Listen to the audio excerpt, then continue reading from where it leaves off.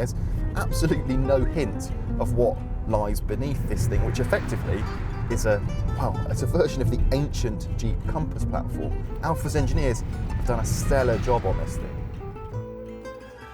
Almost everyone has a soft spot for Alfa Romeo. It's the kind of car that many of us dream of owning, only to be put off by stories of woeful reliability or quality concerns.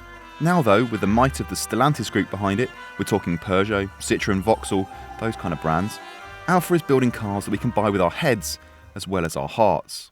Next up then is the Alfa Romeo Tonale. It follows in the footsteps of the Giulia and the Stelvio, both of which actually have been updated relatively recently so that they can take on the German establishment. This is a car that rivals models like the BMW X1, the Volvo XC40 and the Mercedes GLA. It's a small SUV but with room for the family, and there's a couple of powertrain options including, like this one, a plug-in hybrid. So is this the model that's going to rocket Alfa into the premium mainstream? If you like and you subscribe, then we'll find out. Instantly recognisable as an Alfa, the Tonale gets all the usual styling cues.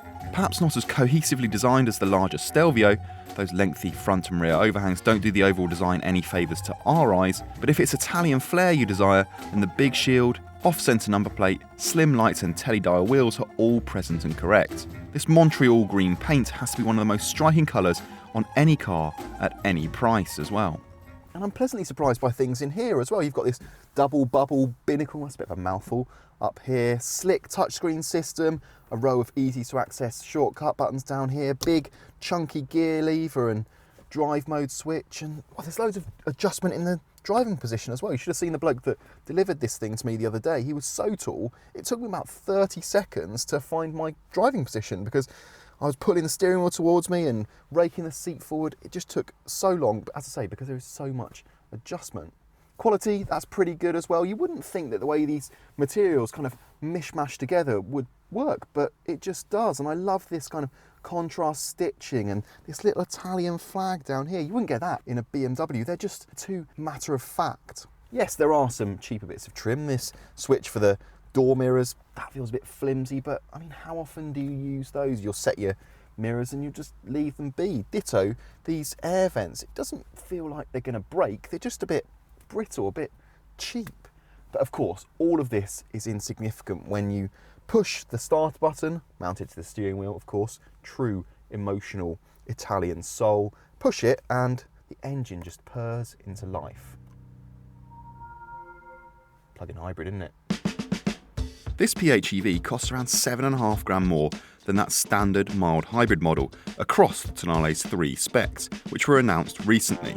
There's Sprint, Veloce and Tributo Italiano. Previously also available in Speciale and TI trims, those have been ditched in order to pull the Tonale in line with the Giulia and Stelvio specs. All cars get at least 18-inch wheels, these are 19s, plus matrix lights, a power tailgate, a 10.25-inch screen with Apple CarPlay and Android Auto, plus a reversing camera and dual-zone climate control. Veloce brings a few visual changes, privacy glass and red brake calipers, etc., but also adaptive dampers. They're actually really firm on the sportier settings, so we just opted for a car on the standard suspension. Full specs can be found in the usual place over on carbuyer.co.uk. Just search for Alfa Romeo Tonale.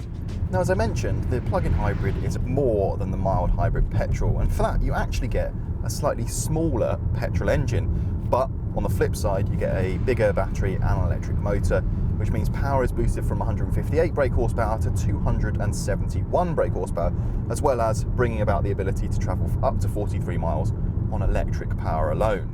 That number is pretty significant because the Tonale will officially do more than 40 miles before needing to switch the engine on. It falls into one of the lowest 8% benefit-in-kind tax brackets, which will make it pretty appealing for company car drivers. Okay, we couldn't quite manage that in normal driving, but you'll easily get mid-30s, which means if you don't cover huge miles every day, trips to the petrol station could be very few and far between. The extra power is welcome. I mean, the mild hybrid petrol is probably fine if you're just pootling around town, but then again, if you're pootling around town, then nothing compares to just silently gliding around on electricity. Both cars come with an automatic gearbox as standard. You get 7 speeds in the entry car and actually 6 speeds in this plug-in hybrid. The trouble is, they're both a little bit hesitant, so any gaps in power or performance that might be masked by the electric motor reappear because the gearbox just can't keep up. If you put your foot down and ask for full shove, there's always just a little bit of a delay. You do learn to drive around it though. Out on the open road, this feels like a proper Alfa. These gorgeous aluminium paddles, the perfectly sculpted steering wheel, the agile handling. There's absolutely no hint of what lies beneath this thing, which effectively is it's a version of the ancient Jeep Compass platform. Alfa's engineers have done a stellar job on this thing. There's very little body roll. The car just feels reactive and responsive. If anything, the steering is possibly just a little bit hyperactive. We would, as we've said, avoid the adaptive dampers. The dynamic setting is just a little bit too firm for UK roads. You can soften it off, so there's nothing to be lost if you do go for one of the top spec cars, which gets them as standard. But in terms of driver appeal, this car is easily up there with the best cars in this class. I'm talking X1 and Jaguar E-Pace. One thing that we're not so sure about though is refinement, especially on these bigger wheels on harder surfaces like concrete motorways and the like. If it was us, we would do our very best to go for the smallest wheels possible. A couple of years ago, it would have been very hard to dispel any myths about shoddy Alfa reliability. The cars it did build sold in such small numbers that there really wasn't any concrete data to go on. But in 2023, Alfa returned to the Driver Power Owner Satisfaction Survey with a bang. It finished 5th out of 32 brands, ahead of key players like Mazda, Lexus, Jaguar, and well in front of BMW, Mercedes and Audi. Okay, quite a few customers, more than 25%, reported a fault in the first year. Owners still love their cars. Style, performance and comfort all scored highly, plus child-friendly features were ranked top of all car brands. One thing that wasn't so pleasing, however, was boot space, and actually, if you think about it, that's not actually all that fair. The bigger Stelvio gets a 525 litre boot, which is pretty much par for the class, and the Giulia, well, that's a saloon, so what do you expect? The Tonale is not too bad either, or at least it's not if you go for the mild hybrid version. That car gets a 500 litre boot, so only 25 litres down on its bigger brother. The plug-in hybrid, though, is not so good. This thing gets a 385 litre boot, which is only 5 litres bigger than something like a Volkswagen Golf. So really, what's the advantage of going for something that is an SUV? Manufacturers really need to find a way, if they're going to keep fitting hybrid or electric powertrains to their existing models, they need to find a way of better disguising the batteries in electric motors. The BMW X1 hybrid, to be fair to it, does have around 100 litres more than this, so if that kind of thing matters, that might be one to look at. At least with the Alfa plug-in hybrid, you do get some storage under there. You can chuck the cables in there, and there's some hooks as well as a 12-volt socket as well. So yeah, a few little odds and ends, but not the biggest boot.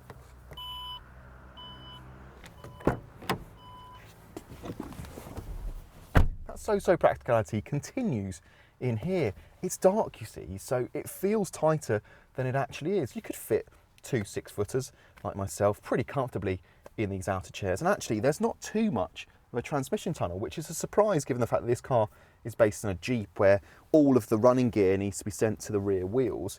So you could actually sit someone in the middle here and they'd have somewhere to put their feet, so that is a positive. But overall, if you slump your bum down, you get a little bit more headroom, but knee room isn't great. In terms of features and trick stuff and technology, you get a couple of USB ports, no 4-zone climate control, just a couple of vents, and yeah, that's about it. So, should we do some deal makers and deal breakers? the Alfa drives as an Alfa should, despite what lies beneath. It's agile and engaging, and if you avoid the adaptive dampers, it's even pretty comfortable. Okay, style is subjective, but the Tonale is dripping in Italian cool features that make you want one in a way that, well, you just don't with the equivalent Audi or BMW. But it's not all soul and emotion. The Tonale does the efficiency stuff pretty well too. The longish electric range makes it for a pretty decent company car. It's a shame then that the Tonale isn't as practical as some of its rivals. The cabin can feel a bit claustrophobic, and the plug-in's boot is no bigger than a family hatchback's. The engine range could be broader too. The mild hybrid is underpowered and there's no pure EV for the time being. Diesel's still selling reasonable numbers in this part of the market as well. Those small negatives aside, this is a return to form for Alfa, and if you ignore the slightly awkward proportions, in my eyes at least, then this thing has all of the style and sophistication that you expect from an Alfa Romeo. The cabin is quirky, but the ergonomics are on point and it drives just like an Alfa should. And actually, do you know what? With a plug-in hybrid powertrain, you could forget about the high running costs, all those reliability woes that you might have thought about and might have put you off owning an Alfa in the past. People will continue to buy BMWs, Audis, Mercedes in their droves, but let them. There's no questions or concerns or worries about buying an Alfa anymore. If you like this video, then why not watch our review of the latest BMW X1 or our SUVs playlist. Thanks for watching.